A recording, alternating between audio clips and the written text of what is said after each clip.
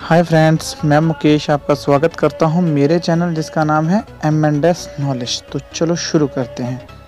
तो आज का जो मैंने टॉपिक चुना है वो है APS। आप APS के बारे में जानते ही होंगे, तो मैं आपको पूरा विस्तार में समझा देता हूं कि APS होता क्या है। जब भी हम किसी दुकान पर जाते हैं और आधार कार्ड की मदद से पैसा निकालते हैं तो उसे APS कहते हैं।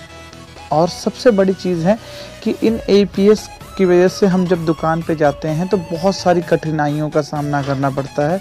उसी के टॉपिक के ऊपर आज हम बात करेंगे। तो शुरू करते हैं इस टॉपिक को। तो सबसे पहले हमारे चैनल को सब्सक्राइब करना, हमारी वीडियोस को लाइक करना, अगर अच्छा लगे तो, और शेयर ज़रूर करें। तो शुरू करते हैं। आज के इस मॉडल समय में हम बैंकों के पास जाने का टाइम नहीं होता, जबकि हम दुकान से पैसा निकालते हैं।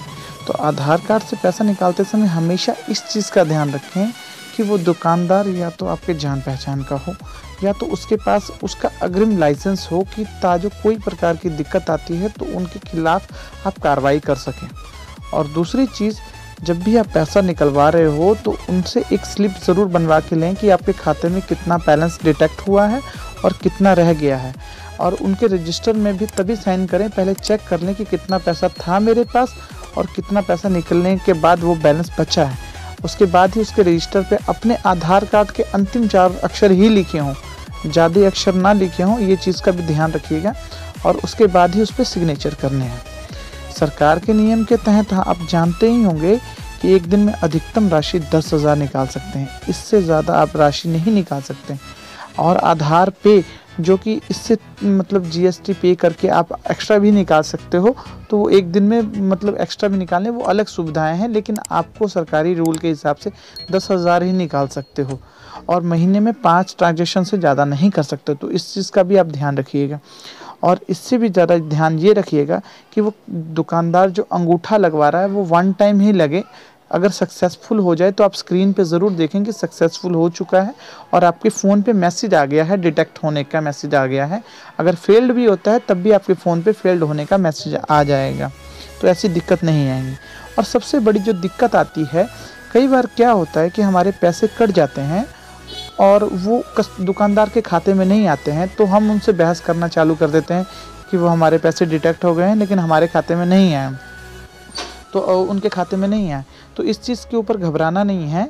NPCI जो कि हमारी मतलब आधार कार्ड की उन्होंने मेन गवर्नमेंट ने उन्होंने अप्रूव किया हुआ है कि ऐसी कई बार सर्वर की दिक्कत होने की वजह से पैसे कट जाते हैं, लेकिन वो आपके ही खाते में रिफ़ंड आएगा, ना कि दुकानदार के खाते में।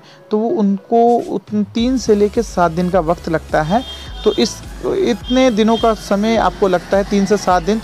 तो इस बीच में आप ध्यान रखें कि आपको उनसे बहस नहीं करनी दुकानदार से। कई बार होता है, लेकिन इतना ध्यान रखिएगा कि अगर वो दुकानदार के खाते में आ गए हैं तो आप इस चीज़ को चेक कर लीजिएगा।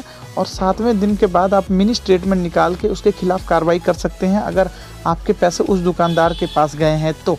लेकिन 7वें दिन अगर मिनी स्टेटमेंट निकालने के बाद आपके पास रिफ़ंड आ गए हैं तो आप उनसे बहस ना करें, ये तो अच्छी बात है। लेकिन हमेशा इस चीज़ का आप ध्यान रखें कि जब भी पैसे कटते हैं तो गवर्नमेंट ने ट्विटर पे ख़ास जानकारी दे रखी है, आप इसको देख भी सकते हो और पूरी वीडियो भी देख सकते हो, उन्होंने जारी किया है वीडियो के थ्रू। तो वो 7वें दिन तक मैक्सिमम से मैक्सिमम 7 दिन होते हैं, उसके बाद वापस आ जाएंगे। इस एवरेज में अगर वापस नहीं आती हैं तो बैंक आपको 100 रुपये पर डे के हिसाब से पेनल्टी के रूप में वो देगी। तो इस चीज़ का भी ध्यान रखिएगा। और कोई दिक्कत वाली बात नहीं होती है। APS में कई बार सर्वर दिक्कत होने की वजह से होता है। तो हमेशा जितना हो सके मैं आपके लिए अच्छी वीडियोस लाता रहूँगा। हमारी वीडियोस को लाइक करें, हमारे चैनल को सब्सक्राइब करें। Thanks for watching.